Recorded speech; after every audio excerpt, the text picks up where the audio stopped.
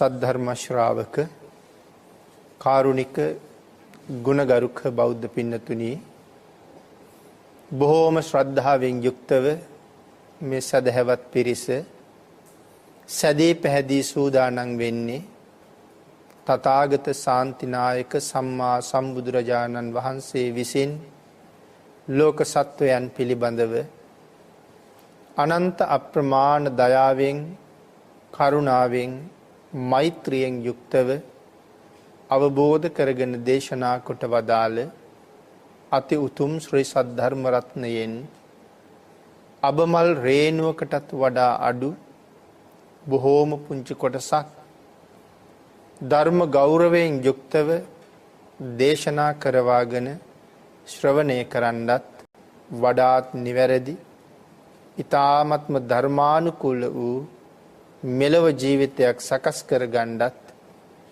නිවැරදි වූත් ධර්මානුකූල වූත් මෙලව ජීවිතයක් තුලින් සුගතිගාමී වූ පරලොව ආයති භවයකින් සැනසීමේ උතුම් පරමාර්ථයත් ඇතුවයි මේ සද්ධර්ම ශ්‍රවණය කරන්න සූදානම් වෙන්නේ. ඒ වගේම මේ ධර්ම දේශනා මාලාවේ 6 වෙනි ධර්ම දේශනාව තථාගත බල පැහැදිලි කරන දේශනා මාලාවේ මේ 6 වෙනි දේශනාව සද්ධර්මයට කැමැති භාග්‍යවතුන් වහන්සේ පිළිබඳව දැනගන්න කැමැති බොහෝ දෙනාට කරුණු කාරණා පැහැදිලි කරවමින් ධර්මයේ දානය කරවන්න මේ ධර්ම දේශනාව ලෝකය පුරාම විසිරුවා හරින්නත් මේ පින්නතුන් දායකත්වයේ දරුවා. ඒ නිසා සද්ධර්ම දානමය පින්කම රැස් කර ගන්නවයි මහා කුසලය. දානයන් අතර සියලුම දානයන් අභිභවනය කළ මහත්ඵල මහානිසංසදායක වූ එකම දානයේ හැටියටයි භාග්‍යතුන් වහන්සේ ධර්ම දානය දේශනා කළේ. ඒ කුසලයත් සද්ධර්ම ශ්‍රවණය කරලා රැස් කරගන්න කුසලයත් නිර්වාණගාමී මාර්ගය සඳහා පාරමිතාවක් වේවා කියලා ප්‍රාර්ථනා කරමු. පින්නතුනි, අද ධර්ම දේශනාවේ මාතෘකාව හැටියට මේ තථාගත බල පැහැදිලි කරන දේශනා මාලාවේ 4 වෙනි තථාගත බලය අපි අද දේශනාවේදී සාකච්ඡා කරමු. මේ 4 වෙනි තථාගත බලය පැහැදිලි කරන තැන සිංහනාද සූත්‍රයේ භාග්‍යතුන් වහන්සේ සඳහන් කරනවා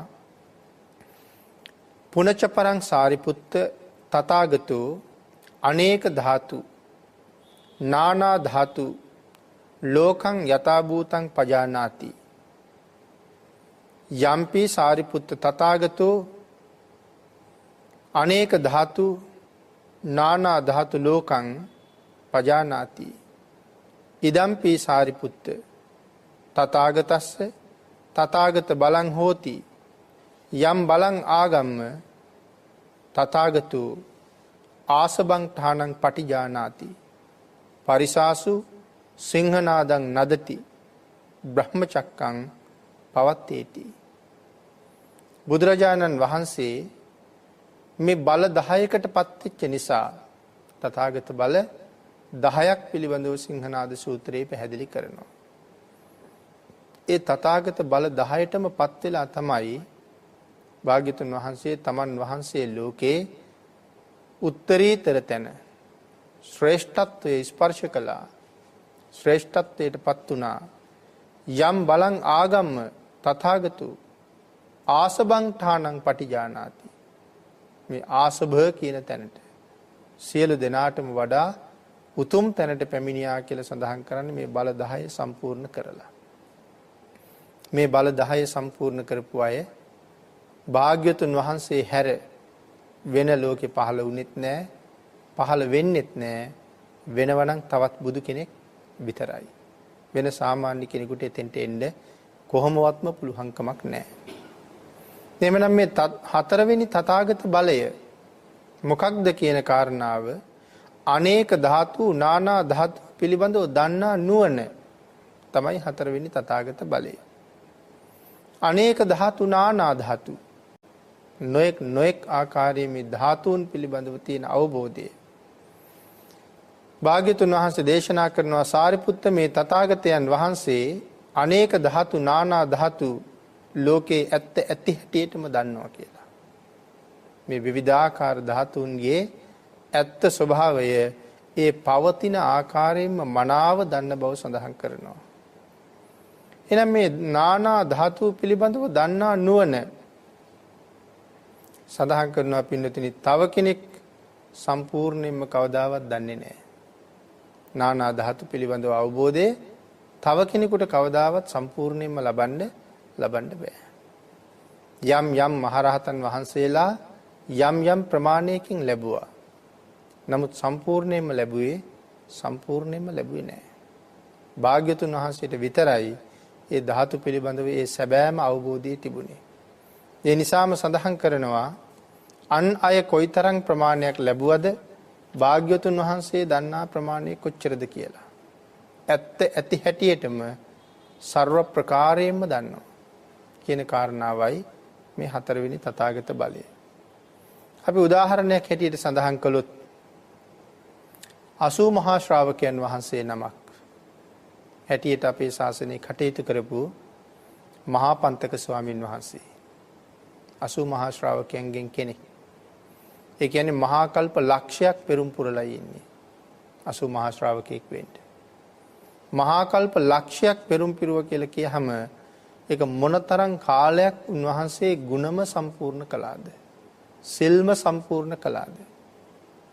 තමන් වහන්සේ පැවිදි බිමට ඇතුල් වෙලා කාලෙකින් තමන් වහන්සේ භුක්ති විඳින නිවන් රසය තමන්ගේ මල්ලිටත් ලබලා දෙන්න ඕනේ. සහෝදරයටත් ලබලා දෙන්න ඕනේ. එහෙම හිතලා උන්වහන්සේ මල්ලිව පැවිදි කරා. චුල්ලපන්තක. චුල්ලපන්තකයන් වහන්සේ පැවිදි කරලා උන්වහන්සේට දහම් කරුණු ඉගෙනුවා. ඒ කරුණු උගන්වනකොට උන්වහන්සේට 4 පද ගාථාවක් පාඩම් කරන්න දුන්නා. බුදුරජාණන් වහන්සේගේ ගුණ කියවෙන 4 පද ගාථාවක්. පදුමං යථා කෝක නදං සුගන්ධං පාතෝ සියා පුල්ල මවීත ගන්ධං අංගීරසං පස්ස විරෝචමානං තපන්න මාදිච්ච මිවන් තලික්කී. මේ ගාථාව තමයි පාඩම් කරන්න දුන්නේ. මෙන් කියවෙන්නේ භාග්‍යතුන් වහන්සේගේ ගුණ අංගීරසයි. ඒ අංගීරසයි කියලා කියන්නේ රත්තරන් පාටින් දිලිසෙන නිසා අංගීරසං. එතකොට පදුමං යථා කෝක නදං සුගන්ධං කොයි වගේද බුදුරජාණන් වහන්සේ මේ නෙළුමක් කෝක නද කියලා කියන්නේ පිපිච්ච නෙළුම් මලට නමක්. අපි විසින් බලෙන් පුබුදවපු මල නෙමෙයි. ස්වාභාවිකවම සූර්යා ලෝකයේත් සමග පිපෙන නෙළුමට කියන නමක් තමයි කෝක නද. මේ මල කොයිතරම් සුවඳද? පුබුදවන මලට වඩා ස්වාභාවික මලේ සුවඳ වැඩි. ස්වභාවයෙන් පිපෙනකොට. එතකොට ඒ සුවඳ මල් පෙති විහිදෙනවත් සමගම ඒ සුවඳ පරිසරයට මුහු වෙනවා. නමුත් මේ සඳහන් කරපු ගාථාව මේ ගාථාව එතනදී සඳහන් කරනවා භාග්‍යතුන් වහන්සේ හරියට පිපිච්ච මලක්. නමුත් තවම සුවඳ විදා හැරලා නැහැ. තවම පියුම් ගැබ ඇතුළෙමයි සුවඳ. ඒ වගේම භාග්‍යතුන් වහන්සේ සුවඳයි. මේ ගාථාව තමයි පාඩම් කරන්න දෙන්නේ. නමුත් උන්වහන්සේට මේ ගාථාව කොතරම් පාඩම් කළත් පාඩම් නැහැ. 4 මාසයක් ගෙවුණා. 4 මාසයක් ගෙවිච්ච තැන එක පදයක්වත් මතක හිටින්නේ නැහැ. මේ පදේ පාඩම් කරලා දෙවෙනි පදේ කියවලා කල්පනා කරනකොට පළවෙනි එක මතක නැහැ. 4 මාසයක් ගෙවෙනකොටත් ගාථාව පාඩම් නැති නිසා මහා පන්තික ස්වාමීන් වහන්සේ උන්වහන්සේට ගෙදර යන්න කිව්වා. ඒ නිසා උන්වහන්සේ හැඬු මුසු දුක් මුසු මුහුණින් ගෙදර යන්න පිටත් වුණා. නමුත් භාග්‍යතුන් වහන්සේ ඒ බව දන්නවා. මහා කරුණා සමාපත්තියෙන් දැක්කා චුල්ලපන්තක අද ගෙදර යනවා කියලා. එහෙම දැකලා පෙරමගට වැඩලා උන්වහන්සේ මුණ ගැහිලා එක් කරගෙන ගියා. මේ ශාසනයේ කාටවත් එහෙම යන්න කියන්න බෑ. කෙනෙක් පිට කරන්න පුළුවන් අයිතිය භාග්‍යතුන් වහන්සේට විතරයි තිබුණේ ශාසනයේ. ඒ නිසා කාටවත් යන්න කියන්න බෑ කියලා එක ගියා. එක්ක ගිහිල්ලා උන්වහන්සේට කමටහනක් ලැබලා දුන්නා. අපි දන්නවා සුදුරිදි කැල්ලක් දීලා ඒක පිරිමදින්න කියලා සඳහන් කළා රජෝ හරණං. ඊටාම කෙටි වේලාවකදී උන්වහන්සේ මනාව ඥානය පහළ කරගත්තා. එක උදේවරුවකදී බුදුරජාණන් වහන්සේ මුළු ත්‍රිපිටකයම ඉගෙනුවා.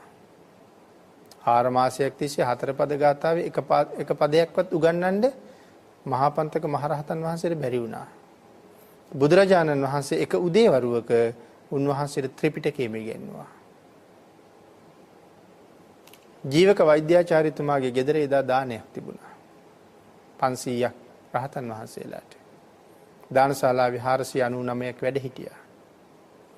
බුදුරජාණන් වහන්සේ දානි පිළිගන්නේ නැහැ. විහාරේ තව භික්ෂූන් ඉන්නවනම්. ඒ නිසා සඳහන් කළා විහාරේ තව භික්ෂූන් නැති බලන්න. රහතන් වහන්සේලා සඳහන් කළා නෑ ස්වාමීනි සියලු දෙනා වැඩියා. අනික් අයගේ කල්පනාව චුල්ලපන්තක ස්වාමීන් වහන්සේ ගෙදර ගියා කියලානේ. නෑ බලලා එන්න. බලලා ආපු කෙනා කියනවා නැහැ ස්වාමීනි. එක්කෙනෙක් නෙමෙයි 10 ගාණක් ඉන්නවා. ඒ 10 ගණනක් දෙනාගෙන් චුල්ලපන්තකට එන්න කියන්නේ. නැවත ගිහිල්ලා මතක් කළා චුල්ලපන්තක ස්වාමින් වහන්සේ භාග්‍යතුන් වහන්සේ ඔබ වහන්සේ අමතනවා කියලා. අර සියලුම දෙනා මමයි චුල්ලපන්තක කී කියා ඉස්සරහට එනවා. නැවත ගිහිල්ලා කිව්වා ස්වාමීනි 10 ගණනක් දෙනා සියලු දෙනාම චුල්ලපන්තක කියනවා. ඒ වෙලාවේ සඳහන් කළා ඉස්සරලාම හම්බ වෙන ස්වාමින් වහන්සේගේ සිවුරු පොටින් අල්ලගන්න කියලා. උන්වහන්සේගේ සිවුරු පොටින් අල්ල ගන්නකොටම අනිත් සියලුම රූප අතුරුදහන් වුණා. එතකොට කවුද මේ ඉඳලා තියෙන්නේ? චුල්ලපන්තක ස්වාමින් වහන්සේ විසින් මැව් රූප. උන්වහන්සේට ලැබුණ අග්‍රස්ථානය මොකද්ද? මනෝමය රූප මවන්නන් අතර අගතනතුරු උන්වහන්සේට ලැබුණේ. වැඩම වගෙන ඇවිල්ලා වාඩි කළා. දානේ වැළඳුවා. දානෙන් පස්සේ කරන ධර්ම දේශනාව බුදුරජාණන් වහන්සේ චුල්ලපන්තක ස්වාමීන් වහන්සේට පැවරුවා.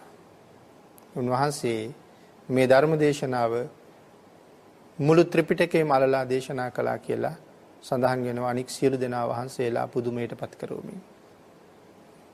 එතකොට 80 මහා ශ්‍රාවකයන් වහන්සේ නමක් බවට පත්වෙච්ච තමන්ගේම සහෝදර මහා පන්තක ස්වාමින් වහන්සේට දැනගන්න බැරි වුණා චුල්ලපන්තක ස්වාමින් වහන්සේ රහත් වෙන්නේ මොන ක්‍රමෙන්ද කියලා.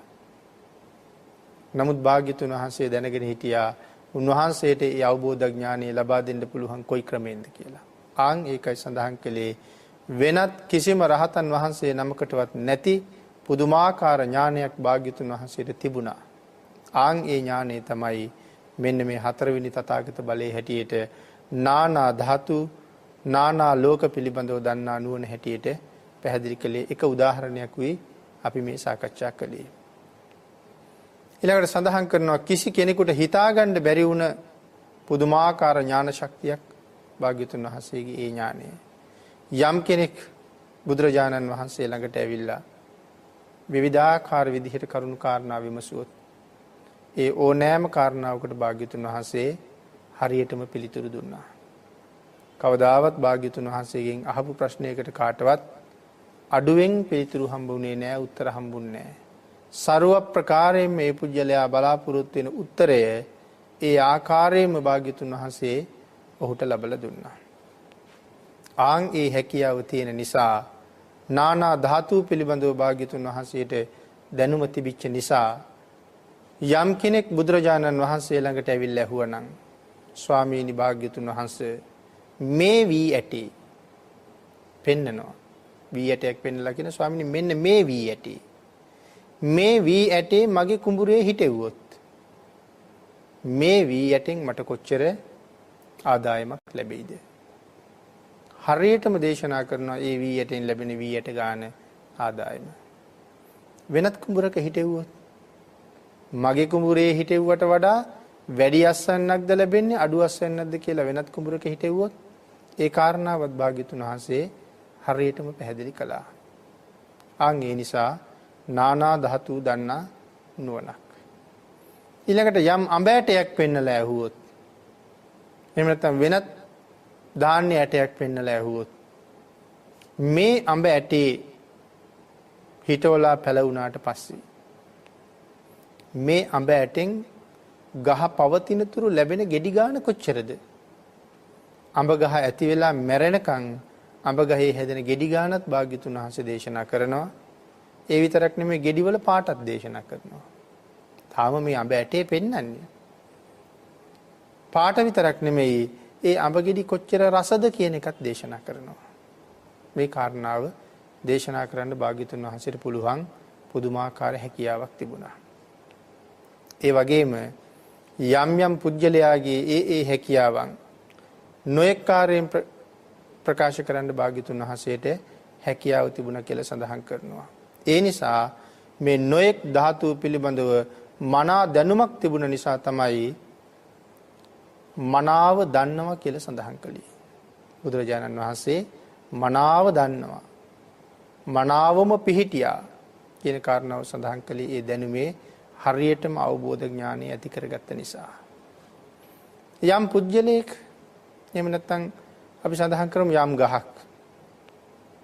යම් ගහක පොත්ත රළුයි. ඇයි ඒ ගහේ පොත්ත රළු උනේ? යම් ගහක පොත්ත සියුම්. ඇයි ඒ ගහේ පොත්ත සියුම් උනේ? යම් ගහක ඒ ගහක් පවතින කාලේ හැමදාම මල් තියෙනවා. ඇයි ඒ ගහේ හැමදාම මල් තියෙන්නේ? සමහර ගස්වල කාලයකට විතරයි මල් හැදෙන්නේ. ඇයි කාලයකට විතරක් මල් හැදෙන්නේ? සමහර ගස්වල අවුරුද්ද පුරාම ගෙඩි තියෙනවා. ඇයි අවුරුද්ද පුරාම ගෙඩි තියෙන්නේ? ඇයි සමහර ගස්වල අවුරුද්දකට දෙපාරක් අවුරුද්දකට එකපාරක් විතරක් ඵල දරන්නේ? ඒ කියන කාරණාව භාග්‍යතුන් වහන්සේ මනාව දේශනා කළා. සමහර ගහක ඇයි එළය ගහ ඇතුලේ තියෙන්නේ? නැත්නම් අරටුව එළයට ඇතුලේ තියෙන්නේ ඇයි? සමහර ගස්වල අරටුව එළියේ තියෙන්නේ ඇයි? එළය ඇතුලේ තියෙනවා අරටුව එළියේ තියෙනවා. සමහර ගස්වල අරටුව ඇතුලේ තියෙනවා එළය පිටින් තියෙනවා. සමහර ගස්වල එළය ඇතුලෙන් තියෙනවා අරටුව පිටින් තියෙනවා. පොල් ගස් පුවක් ගස් වගේ දේවල් වල අපි ප්‍රයෝජනෙට ගන්න කොටස තියෙන එළියේ. නමුත් අනිත් ගස්වල හුඟක් ගස්වල ශක්තිමත් කොටස තියෙන්නේ එළයට ඇතුලේ. මෙහෙම උනේ ඇයි? එහෙම වෙන්නේ ඇයි? කියන කාරණාව යම් කෙනෙක් ඇහුවොත් භාග්‍යතුන් වහන්සේ අන්න ඒ කාරණාව හරියටම ප්‍රකාශ කරනවා. ඒ සඳහා හේතු වෙච්ච ඒ ධාතුන්ගෙන් වෙච්ච විපර්යාසය, ඒ ධාතුන්ගෙන් වෙච්ච විවිධත්වය හරියටම පැහැදිලි කරන්න භාග්‍යතුන් වහන්සේට මනා වූ හැකියාවක් තිබුණා. අන්න ඒ හැකියාව තිබුණ නිසාත් බුදුරජාණන් වහන්සේට නානා ධාතු පිළිබඳව දන්නා නුවණක් තිබුණා කියලා පැහැදිලි කරනවා. හතරවෙනි තථාගත බලය. පස්වෙනි තථාගත බලය. පස්වෙනි තථාගත බලය සඳහන් කරනවා නැවත සාරිපුත්ත තථාගතයන් වහන්සේ නානාදී මුක්ති කතා. මොකද මේ නානාදී මුක්ති කතා කියලා සඳහන් කරන්නේ? සත්වයන් පිළිබඳව අදිමුක්ති දැනගන්නා නුවණක් භාග්‍යතුන් වහන්සේට තිබුණා. අදිමුක්ති දැනගන්නා නුවණ සඳහන් කරනවා සමහර සත්වයෝ තමන්ට තියෙන ප්‍රමාණයවත් දන්නේ නැහැ කියලා. තමන්ගේ ප්‍රමාණය නැත්නම් සමහර සත්වයෝ තමන්ගේ ප්‍රමාණය කොයි ආකාරයේද කියනවත් තමන්ගේ දැනුමේ ප්‍රමාණය තමන්ගේ අවබෝධ ඥානයේ ප්‍රමාණය ඒ මොකවත් සමහර සත්වයෝ දන්නේ නැහැ. නමුත් ඒ සත්වයාගේ ඒ ප්‍රමාණය බුදුරජාණන් වහන්සේ දැනගෙන හිටියා. ඒ කියන්නේ අපිට වඩා අපි ගැන හොඳටම දන්නේ බුදුරජාණන් වහන්සේ. අපි ගැන අපිවත් දන්නේ නැහැ. අන්න ඒ නිසායි සඳහන් කළේ උදාහරණයක් සඳහන් කළොත් අඟුලිමාලයන් වහන්සේ. උන්වහන්සේ දැනගෙන හිටියේ නෑනේ උන්වහන්සේට රහත් වෙන්න පුළුවන් කියලා. උන්වහන්සේ දැනගෙන හිටියේ නෑනේ උන්වහන්සේගේ නමින් මහා කල්පයක් බලපවතින පිරිතක් දේශනා වෙයි කියලා. මහා කල්පයක් බලපවතින පිරිතක්. අඟුලිමාල කියලා පිරිතක් තියෙනවා. මේ අඟුලිමාල පිරිත කොයිතරම් බලවත්ද? අපි හිතුවේ නැති වුණාට බුද්ධාන්තරේ නිමා වේ තව වසර දහස් ගණනකින්. නමුත් අඟුලිමාල පිරිතේ බල නිමා වෙන්නේ නැහැ. මහා කල්පයේ පවතින තුරු මේ අඟුලිමාල පිරිත බලවත්. එහෙම බලවත් පිරිත් කීපයක් තියෙනවා. අඟුලිමාල පිරිත, රතන සූත්‍රය, වැසි පිරිත මේ වගේ පිරිත් කීපයක් භාග්‍යතුන් වහන්සේ දේශනා කරලා තියෙනවා මහා කල්පයේ පුරාවට බල පිහිටන පිරිත් හැටියට මෝර පිරිත වගේ පිරිත්. නමුත් අඟුලිමාලයන් වහන්සේ දැනගෙන හිටියේ නෑ තමන් ගැන. නමුත් භාග්‍යතුන් වහන්සේ දැනගෙන තමයි උන්වහන්සේ හොයාගෙන වැඩියේ. මාගන්ධිය බමුණ දැනගෙන හිටියේ නෑ මේ ජීවිතෙන් මගඵල ලබන්න මට පුළුවන් කියලා. භාග්‍යතුන් වහන්සේ තමයි ඒ බව දැනගෙන හොයාගෙන ගිහිල්ලා ඒ අවස්ථාව උදා කරලා දුන්නේ. සෝපාක කියන දරුවා කවදාවත් දැනගෙන හිටියේ නෑ මේ ශාසනය මට රහත් වෙන්න පුළුවන් වෙයි කියලා. සුනීත කියන කසල සෝදකයා කවදාවත් දැනගෙන හිටියේ නෑ මට දෙවියන්ගෙන් බඹුන්ගෙන් වැඳුම් ලබන්න පුළුවන් කෙනෙක් බවට පත් වෙන්න පුළුවන් වෙයි කියලා. නමුත් භාග්‍යතුන් වහන්සේ දැනගෙන හිටියා. ඒ නිසා භාග්‍යතුන් වහන්සේ ඒ අයට ඒ தত্ত্বය උදා කරලා දුන්නා. එහෙනම් නානා නොයෙක් ආකාරයේ පුජ්‍යලයන්ගේ මේ නානාදි මුක්ති භාග්‍යතුන් වහන්සේට දැනගැනීමේ හැකියාව තිබුණා. ඊළඟට සඳහන් කරනවා භාග්‍යතුන් වහන්සේ නොයෙක් පුජ්‍යලයන්ගේ හොඳ වගේම නැත්නම් ඒ පුජ්‍යලයාගේ පිට වගේම ඇතුළාන්තයක් දැනගෙන හිටියා. නමුත් තව කෙනෙකුට අපේ ඇතුළාන්තය දකින්න බෑ. පිටපැත්තෙන් දැකලා හැසිරීම දැකලා කතා බහ දැකලා කෙනෙක් තීරණය කරන බොහොම හොඳයි කියලා. එහෙම තීරණය කරන්නේ අපි විතරයි. බුදුරජාණන් වහන්සේ තීරණය කරන්නේ නැහැ එහෙම. භාග්‍යතුන් වහන්සේ සම්පූර්ණ පුද්ගලයාව දකිනවා. ඇතුළාන්තය දකිනවා. එහෙම ඇතුළාන්තය දැකලා අවබෝධ කරලා ඒ පුද්ගලයාට යමක් කරන්න පුළුවන් ප්‍රමාණයක් භාග්‍යතුන් වහන්සේ දන්නවා. මේ ජීවිතෙන් සසරෙන් එතර යන්න බැරිද පුළුවන්ද කියන කාරණාවත් භාග්‍යතුන් වහන්සේ දන්නවා. මේ වගේ පුදුමාකාර නුවණක් භාග්‍යතුන් වහන්සේට තිබුණා. අන්න ඒ නිසා පින්නතුනි අදිමුක්ති කියලා සඳහන් කළේ හිත යට තියෙන දේවල් දැනගන්න පුළුවන්කම. තමන්ගේ හිතේ යටපත් වෙලා තියෙන දේවල් තමන්ටවත් කවදාවත් මතුවෙන්නේ නැහැ. නමුත් අවශ්‍ය නම් මතු කරන්න පුළුවන්. ඒක දන්නේ භාග්‍යතුන් වහන්සේ. අවශ්‍ය නම් මතු කරන්න පුළුවන්. ඒ නිසා අවශ්‍ය තැන හොයලා භාග්‍යතුන් වහන්සේ හරියට මේකට ප්‍රතිකාර කළා හා සමානයි. අති දක්ෂ වෛද්‍යවරයෙක්. අපි වෙලාවක භාග්‍යතුන් වහන්සේ එහෙම හඳුන්වනවනේ. සත් හට වන බව දුකට වේදානම්. සත්‍යයේ භව දුකට හරියටම වෙදකම් කරපු කෙනා භාග්‍යතුන් වහන්සේ. ඒ නිසා හැම තැනම පුජ්‍යලයාගේ ස්වභාවය මනාව අවබෝධ කළා. ඊළඟට සඳහන් කරනවා පින්නතුනි මේ අදිමුක්තිය කියන කාරණාව තවත් තමන් කවුද කියන කාරණාව තමන්වත් නොදන්නවා වුණාට ඒ කාරණාව හරියටම භාග්‍යතුන් වහන්සේ අවබෝධ කරලා තිබ්බ නිසා මේ අදිමුක්ති කියන කාරණාවෙන් සඳහන් කළා. තමන් කවදාවත් හිතලවත් තිබුණේ නැති තැනකට තමන්ට යන්න පුළුවන් හැකියාව තියෙන බව භාග්‍යතුන් වහන්සේ දැකලා තිබුණා. නමුත් භාග්‍යතුන් වහන්සේ පුද්ගලයාව දැක්ක ගමන්ම ඒ සේරම දකිනවා. අපිට නම් පුද්ගලයෙක් තේරුම් ගන්න සෑහෙන කාලයක් ඒ පුද්ගලයා ඇසුරු කරන්න ඕනේ. ඇසුරු කරලා අධ්‍යයනය කරලා තමයි තේරුම් ගන්න ඕනේ. අවුරුදු 10ක් 15ක් ආශ්‍රය කරලවත් සමහර අය තේරුම් ගන්න බෑ. නමුත් භාග්‍යතුන් වහන්සේ යම් පුද්ගලයෙකුගේ ප්‍රථම දර්ශනයෙන්ම ඒ පුද්ගලයා පිළිබඳව සියල්ලම තීරණය කරන්න පුළුවන් පුදුමාකාර හැකියාවක් තිබුණා. අන්න ඒකට කියනවා මේ අදිමුක්ති. පුද්ගලයා අවබෝධ කිරීමේ හැකියාව. ඊළඟ සඳහන් කරනවා ඕනෑම කෙනෙකුට හරියටම භාග්‍යතුන් වහන්සේ කමඨහන දුන්නේ නිසා කියලා. කමඨහන් වඩන්න බැරි නම් භාග්‍යතුන් වහන්සේ කවදාවත් කමඨහන් දුන්නේ නැහැ. දියුණු වෙන්නේ නැත්නම් භාග්‍යතුන් වහන්සේ කවදාවත් ඒ කමඨහන ඒ පුජ්‍යලයට දුන්නේ නැහැ. මේ දේශනා මාලාව ආරම්භ කරනකොටම අපි සඳහන් කළා මහා සිංහනාද සූත්‍රය ආරම්භ කරන්න හේතුුනේ ඇයි කියලා. සුනක්කත්ත කියන ලිච්ඡවි පුත්‍රයා පැවිදි බවට පත් වෙලා භාග්‍යතුන් වහන්සේගේ උපස්ථායකයා හැටියට හිටිය කාලයක්. බුදුරජාණන් වහන්සේගෙන් කමඨහන් ඉල්ලගෙන දිවස වැඩුවා. දිවස දියුණු කරලා දෙවියන් දිහා බලමින් දිව්‍ය ලෝක දිහා බලමින් කල්පනා කළා මට දිව්‍ය සෝත වඩන්න ඕනේ කියලා. දෙවියෝ පේනවා දෙවියෝ කතා කරන දේවල් ඇහෙන්නේ නැහැ. ඒක ඇහෙන්න නම් දිව්‍ය සෝත වඩන්න ඕනේ. ඒ නිසා දිව්‍ය සෝත වඩන්න කමඨහන් ඉල්ලුවා භාග්‍යතුන් වහන්සේ කමඨහන් දුන්නේ නැහැ. සුනක්කත් භික්ෂුවට දිව්‍ය සෝත වඩන්න බැරි බව භාග්‍යතුන් වහන්සේ දන්නවා. නමුත් ඒ භික්ෂුව කල්පනා කළේ මමත් රාජවංශයේ උන්වහන්සේත් රාජවංශයේ උන්වහන්සේටත් දිවස් තියෙනවා මටත් දිවස තියෙනවා. මම දිබ්බසෝතත් වැඩුවොත් උන්වහන්සේ මායි සමාන වෙන නිසා මට දිබ්බසෝත වඩන්න කමටහන් දුන්නේ නැහැ කියලා. ඉතින් භාග්‍යතුන් වහන්සේ පිළිබඳව ඒ වාගේ පටු විදිහට තමයි දැකලා තිබුණේ. ඒ නිසා ගිහි වෙලා බුදුරජාණන් වහන්සේට බැන බැන ඇවිද්ද කියලා සඳහන් වෙනවා. නමුත් දිවස වඩන්න කමටහන් දුන්නේ නැත්තේ දිබ්බසෝත වඩන්න කමටහන් දුන්නේ නැත්තේ දිබ්බසෝත උන්වහන්සේට වඩන්න බැරි හින්දා. ඒ නිසා කෙනෙකුට කමටහන් දෙනකොට භාග්‍යතුන් වහන්සේ ඒ පුජ්‍යලයාට ගැළපෙන කමටහන හරියටම දුන්න නිසා ඊටාම ඉක්මනින් සමහර අය කමටහන වඩලා මාර්ගඵල වලටපත් වුණා.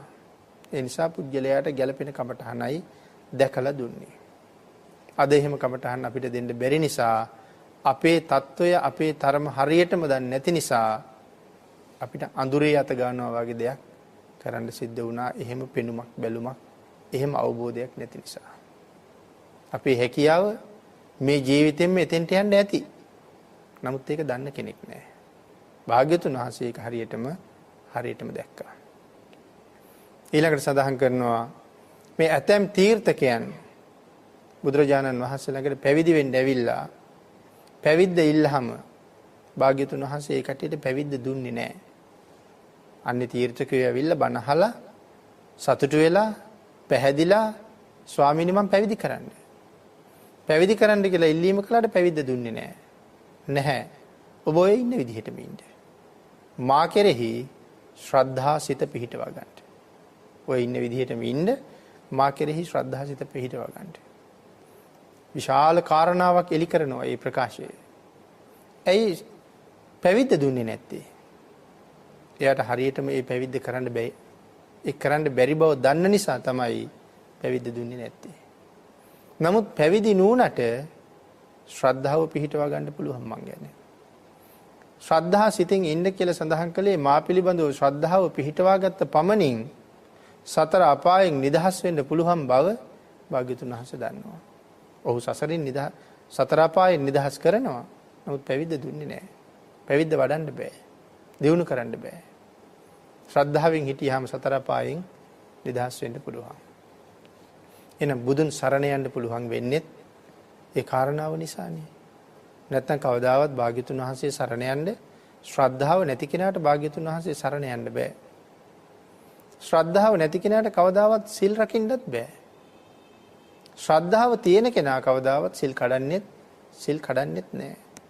ඉතින් මේ එක ප්‍රකාශයක් තුළ අපිට අපි ගැන කොච්චර දේවල් හිතන්න තියෙනවද?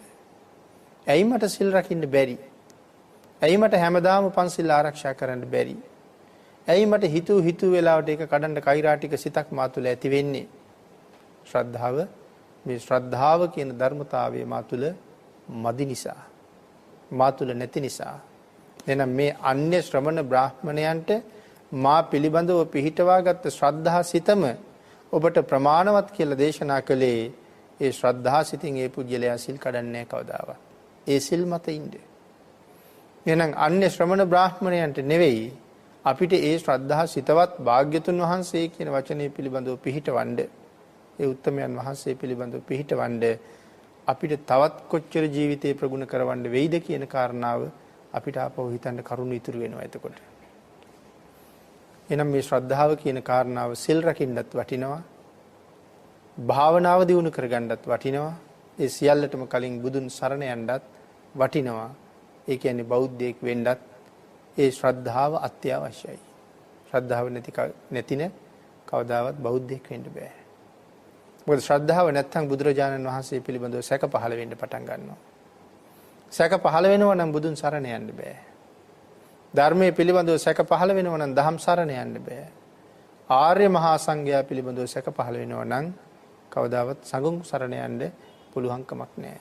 විතිකිච්ඡා කියලා නීවරණ ධර්මයන්ගේ සඳහන් කළේ මේකට. ඒ විතිකිච්ඡා කියලා කිව්වේ සැකය. ඒ කියන්නේ අපි තුල එදිනෙදා ඇති වෙන සැකය නෙමෙයි, බුද්ධ ආදී අටතැන පිළිබඳව ඇති වෙන සැකය ගැනයි විතිකිච්ඡාව නමින් හඳුන්වලා තියෙන්නේ. ඊළඟට බුදුරජාණන් වහන්සේ මේ කරුණු කාරණා සියල්ල අපිට පැහැදිලි කරලා දුන්නා. ඒ භාග්‍යතුන් වහන්සේ අපි පිළිබඳව අපිට වඩා හොඳට දැකලා තිබෙන නිසා, අපිට වඩා හොඳට අවබෝධ කරලා තිබුණ නිසා, ආන් එහෙම ශ්‍රද්ධාව සිත භාග්‍යතුන් වහන්සේ පිළිබඳව පහදවාගත්ත පුජ්‍යලයා සදහටම සතර අපායෙන් නිදහස් වෙන බව මහා සමය සූත්‍රයේ දේශනා කරන තැනදී එක බ්‍රහ්ම රාජයෙක් ඇවිල්ලා බුදුරජාණන් වහන්සේ ළඟ දේශනා කොට වදාලා. යේ කේචි බුද්ධං සරණං ගතාසේ නතේ ගමිස්සන්ති අපාය භූමින්. යමෙක් බුදුන් සරණ ගියා නම් ඒ පුජ්‍යලයා කවදාවත් අපාය භූමියකට යන්නෙම නැහැ. පහාය මානුසං දේහං. මේ මනුස්ස කයෙන් ප්‍රාණ වායුව ඉවත් වෙනවත් සමගම දේව කායං පරිපූර්ණසන්ති. සම්පූර්ණ කරන්නේ දෙව් පිරිසයි කියලා මේ බ්‍රහ්මයා දේශනා කළා. බ්‍රහ්මයා භාග්‍යතුන් වහන්සේ ළඟ සඳහන් කළා. පහාය මානුසං දේහං. මනුස්ස කයෙන් ප්‍රාණ වායුව ඉක්ම යනවත් සමගම ඔහු සම්පූර්ණ කරනවා දෙව් පිරිස. ඒ කොහොම කෙනාද? භාග්‍යතුන් වහන්සේ සරණ ගියපු කෙනා. එහෙනම් සරණ යාම සම්පූර්ණ කරන්න පුළුවන් ශ්‍රද්ධා මාත්‍රයෙන් විතරයි. ශ්‍රද්ධාව නැති කිසිම කෙනෙකුට බුදුරජාණන් වහන්සේ සරණ යන්න බැරුව යන නිසා මනාව බුදුන් සරණ යන පුද්ගලයා ළඟ ශ්‍රද්ධාව අත්‍යවශ්‍ය සාධකයක් බවට පත් වෙනවා. එhmenan මේ ශ්‍රද්ධාව කියන ධර්මතාවය අපිට හිතන්න පුළුවන් මං ගාව තියෙනවා කියලා. අපි ගාව තියෙනවා කියලා හිතුවට අපි ගාව ශ්‍රද්ධාව නැහැ. අපි ගාව ශ්‍රද්ධාව නැතුව නෙමෙයි, අවශ්‍ය ප්‍රමාණයට නැහැ. ඒක අපිට ඕන වෙලාවට වෙනස් වෙන ශ්‍රද්ධාවක් තියෙන්නේ. ඒකනේ සිල් ආරක්ෂා කරනකොට දේශනා කළේ දිවි හිමියෙන් සිල් රකින්නවා කියලා පොරොන්දු වෙන්න කියලා. මාගේ ජීවිතේ නැති වුණත්, මාගේ ජීවිතේ නැති කලත් මා සමාදන් වෙලා ඉන්නවා නම් යම් සීලයක්, ඒ සීලය කවදාවත් කඩන්නේ නැහැ. එහෙමයි සිල් රකින්න බුදුරජාණන් වහන්සේ දේශනා කළේ. එහෙම නැති සීලය paludu සහිතයි, දෝෂ සහිතයි. සීලය ආරක්ෂා කරන්න ඕන ආකාර 8ක් පිළිබඳව විශාක උපෝසත සූත්‍රයේ භාග්‍යතුන් වහන්සේ පැහැදිලි කරලා තියෙනවා. මනාව පිරිසිදු වූ සීලය කොහොමද කියලා. සුදු රෙද්දක උපමාවක භාග්‍යතුන් වහන්සේ මේක හරි ලස්සනට පැහැදිලි කළා. ඊටාම පිරිසිදු සුදු රෙද්දක් තියෙනවා. හොඳටම සම්පූර්ණයි රෙද්ද, ඊටාම පිරිසිදුයි. හැබැයි මේ රෙද්දේ කෙරවලෙන් ටිකක් ඉරිලා තියෙනවා. ඊටාම හොඳයි, කෙරවලෙන් ටිකක් ඉරිලා තියෙනවා. ඒ නිසා මේක හොඳ නැත්තෙම නෙමෙයි. නමුත් කෙරවලත් ඉරිලා නොතිබ්බනම් වටිනාකම නිමා කරන්න බෑ. එහෙනම් සිල් තියෙනවා, නමුත් චුට්ටක් වෙනස් වෙලා. චුට්ටක් කැඩිලා. අපි කියමු අටසිල් ආරක්ෂා කරන කෙනෙක් නච්ච ගීත වාදිත විසූක දස්සන කියලා කරුණු ගානක් සඳහන් කරනවා. කොටසක් කැඩිලා ගිහිල්ලා. එහෙනම් අගින් paludu වෙලා. සමහර වෙලාවට රෙද්ද හතර මුල්ලමත් එක්ක හොඳටම හොඳයි. මැද්දේ තියෙනවා ලපයක්. නමුත් මේක හොඳයි, ලපේ නොතිබ්බනම් තවත් හොඳයි. සමහර වෙලාවට මේ කහට පැල්ලමක් වෙදීගෙන ගිහිල්ලා තියෙනවා. ඊටාම චූටි තිත් වලින් වෙදිලා තියෙන්නේ. නමුත් මේ රෙදි කැලේ ප්‍රයෝජනෙට ගන්න බැරි නෑ. නමුත් එහෙමත් නොතිබ්බනම් ඊටාම අගී. ඒ මොකවත් නැතුව හොඳටම තියෙන රෙදි කැල්ල හොඳයි. හැමතැනම ඉරිච්ච රෙදි කැල්ලෙන් ප්‍රයෝජනයක් ගන්නම බෑ. එහෙනම් අපිට හිතෙන වෙලාවට සිල් කැඩෙනවා නම් ඒ කියන්නේ අපි ගාව ශ්‍රද්ධාව ඇත්තෙම නෑ. ඒ හින්දායි දේශනා කළේ දිවි හිමියෙන් සිල් රකින්න කියලා. කවුරු හරි ඇවිල්ලා මගේ බෙල්ලට කඩුවක් තියලා බොරුවක් කීවේ නැත්තම් එහෙම නැත්තම් සතෙක් පෙන්නලා මේ සතා මැරුවේ නැත්තම් කූඹියෙක් පෙන්නලා මේ කූඹියා මැරුවේ නැත්තම් ඔබේ බෙල්ල කපනවා කියලා කිව්වොත් කමක් නැහැ. මේ කූඹියා මරන්න එකපාරක් ඇඟිල්ලෙන් පොඩි කරාම මට සංසාරේ ආත්ම කීයක පොඩි වෙවි මැරෙන්න සිද්ධ වෙයිද? මොහුගේ කඩුවෙන් බෙල්ල කැපුණොත් මේ ආත්මෙ විතරයි මම මැරෙන්නේ. නමුත් මේ සතා පොඩි කෙරුවොත් මට ආත්ම ගණනාවක පොඩි වෙන්න සිද්ධ වෙනවා. ඒ අකුසලේ එපා. මේ ජීවිතේ මට නැති විචාවේ කියලා භාග්‍යතුන් වහන්සේ වෙනුවෙන් සීලය වෙනුවෙන් හිතන්න පුළුවන් වෙන්න ඕනේ. එහෙම වුණොත් සමහරලාට කෙනෙකුට මගේ බෙල්ල කපන්න පුළුවන් වෙන්නේ නැති වෙන්න පුළුවන්. කෙසේ වෙතත් බුදුරජාණන් වහන්සේ දේශනා කරපු මේ නිවන මේ ලෝකේ පහළ වෙච්ච අනෙක් සියලුම ආගම් ශාස්ත්‍රවරු හැම කෙනෙක්ම මෝක්ෂයක් දේශනා කළා. හැම කෙනෙක්ම නිවනක් සැනසීමේ මාර්ගයක් ස්වර්ගයක් දේශනා කළා. එහෙ යන්නේ කොහොමද? ඒ හැම ශාසනයකම හැම දහමකම ඒ ස්වර්ගයට යන්නේ මරුණට පස්සේ. මරණින් පස්සේ හම්බ වෙන සැනසීමක් පිළිබඳවයි දේශනා කරලා තියෙන්නේ. හැබැයි බුදුරජාණන් වහන්සේ දේශනා කරපු නිවන ඒක හම්බ වෙන්නේ මරුණට පස්සේ නෙමෙයි. භාග්‍යතුන් වහන්සේ දේශනා කරපු නිවන හම්බ වෙන්නේ මේ ජීවිතෙන්ම හම්බ වෙනවා. මේ ජීවිතෙන්ම ප්‍රත්‍යක්ෂයි. මේ ජීවිතෙන්ම ප්‍රත්‍යක්ෂ කරලා අත්දකින්න පුළුවන් නිවනක් දේශනා කරපු ලෝක ධාතුවේ පහළ වෙච්ච එකම ශාස්ත්‍රවරයා සම්මා සම්බුද්ධ. ඒ සඳහා මොනවද අවශ්‍ය? මේ ජීවිතෙන්ම ඒ නිවන දකින්න. මේ ජීවිතෙන්ම ඒ සුවය විඳින්න. සම්දිට්ඨිකෝ. මේ ධර්මයේ ප්‍රතිඵල සාන්දෘෂ්ටිකයි. අස්පනා පිට දැක්ක හැකි. අකාලිකෝ. ඒක ලබන්න කාලයක් නැහැ. බාල කාලේ, තරුණ කාලේ, මධ්‍යම වයසේ, සැඳෑ සමයේ එහෙම කාලයක් නැහැ. අකාලිකෝ.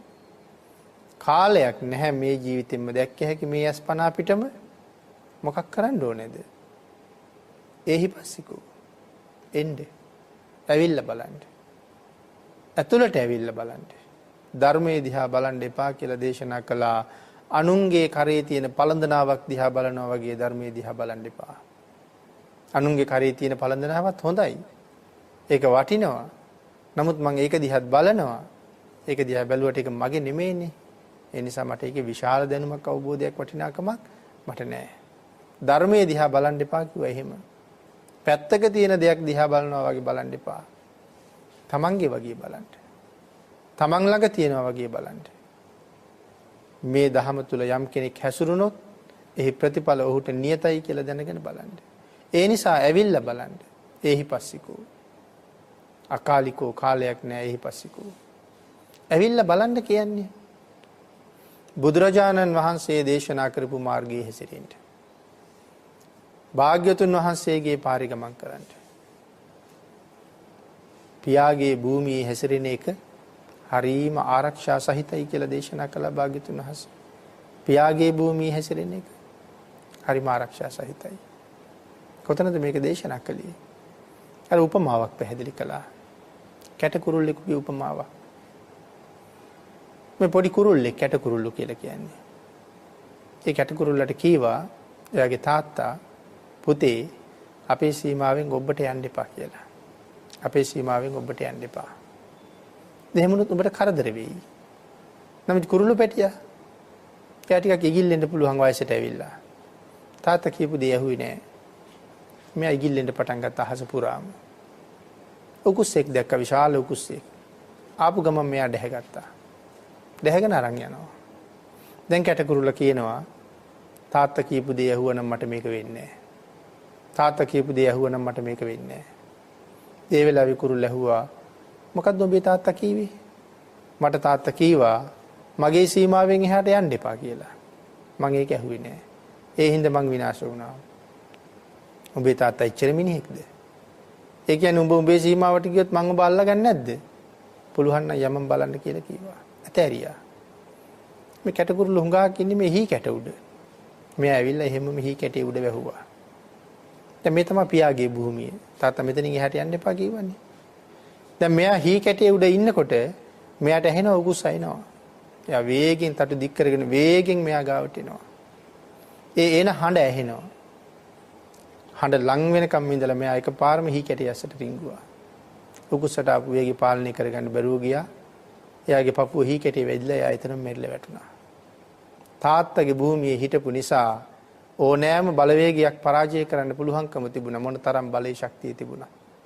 භාග්‍යතුන් වහන්සේ අපිට දේශනා කළා පියාගේ භූමියෙන් එළියට යන්න එපා කියලා. මොකද්ද භාග්‍යතුන් වහන්සේගේ භූමිය? සතර සතිපට්ඨානයේ මත හරියටම සිහිය පිහිටවල ජීවත් වෙන්න. මායාවේ පැත්තට යන්න එපා. එහෙනම් හරියටම සිහි තිබ්බනම් අපි අතින් කවදාවත් සිල් කැඩෙන්නේ නැහැ. අපි අතින් කවදාවත් ශ්‍රද්ධාව බිඳෙන්නේ නැහැ. එදාට මායයට අපි ගොදුරු කරන්නත් බෑ. මෙන්න මේ කරුණු මනාව අවබෝධ කරලා ශ්‍රද්ධාව පිහිටවල උන්වහන්සේ කෙරෙහි පිහිටණ්ඩයි භාග්‍යතුන් වහන්සේ දේශනා කළේ. එහෙමනම් නානාදි මුක්ති පිළිබඳව දන්නා නුවණ ඒ පුජ්‍යලයා පිළිබඳව සැබෑ තත්තු දැනගන්නා වූ හැකියාවෙන් භාග්‍යතුන් වහන්සේ යුක්තයි කියන කාරණාව පස්වෙනි තථාගත බලයයි. එහෙමනම් හතරවෙනි සහ පස්වෙනි තථාගත බලයන් දෙක අපි බොහොම කෙටියෙන් නමුත් මේ මොහොතේ සාකච්ඡා කරන්නට යෙදුණා. මේ කාරණා දෙකේ සඳහන් කරුණු කාරණාත් එක්ක අපිට බොහෝ කරුණු කාරණා හිතාගන්න, දැනගන්න, සොයන්න අවකාශ උදා වෙලා තියෙනවා. ඒ ඔස්සේ භාග්‍යතුන් වහන්සේ පිළිබඳව කරුණු දැනගෙන, භාග්‍යතුන් වහන්සේ පිළිබඳව ශ්‍රද්ධාව පිහිටවාගෙන බුදුන් සරණ යන ශ්‍රේෂ්ඨ පුජ්‍යලයක් බවට පත් වෙන්න අපිට ජීවිතේ ගොඩනගන්න පුළුවන් වගේම මේ මහා ශ්‍රේෂ්ඨ වීරයන්න් වහන්සේ පිළිබඳව ශ්‍රද්ධාව පහදවන්න පුළුවන්, උපදවන්න පුළුවන් මේ වාගේ දැනුම් සම්භාරයකින් යුක්තයි නේද? අපි මේ සඳහන් කරන කරුණු ස්වල්පයමයි. මහා සාගරයෙන් ජල බිඳිත්තක් වාගේ මේ සඳහන් කරන කරුණු අන් සියල්ල මීට වඩා විශාලමයි, සංකීර්ණමයි. ධර්ම ශ්‍රවණයේ සඳහා පැමිණි සියලු දෙනාට රත්නත්‍රේ ආශිර්වාද ප්‍රාර්ථනා කිරීමත් මේ මහා කුසලයාගේ බලයෙන් මේ සියලුම දෙනාටමත් සද්ධර්ම ශ්‍රවණය කළ ලංකා වාසී ලෝක වාසී සියලුම දෙනාටමත් ඊ타ම ඉක්මන් භවයක ඊ타මත්ම කෙටි කාලයකින් සුඛ සහගත ප්‍රතිපදාවෙන් ආර්ය සත්‍ය අවබෝධයෙන් සැනසෙන්න මේ මහා කුසලයේ පාරමී වේවා කියලා ප්‍රාර්ථනා කරනවා.